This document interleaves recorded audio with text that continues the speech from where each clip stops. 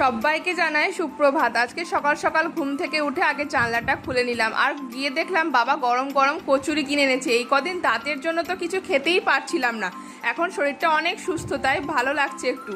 তারপরে চান টান করে ফ্রেশ হয়ে ঠাকুরের পুজোটাও সেরে নিলাম, আর গিয়ে দেখলাম মা আজকে আমার জন্য মাংস রান্না করছে, কারণ অনেক দিন আমি মাংস খেতে পারিনি দাঁতের জন্য, তাই মা আজকে গরম গরম মাংস একদম রান্না করেছে। আর কলা পাতায় বসে আজকে জমিয়েও লেবু চিপে মাংস খেলাম, বেশ ভালো লাগছে আজকে খেতে।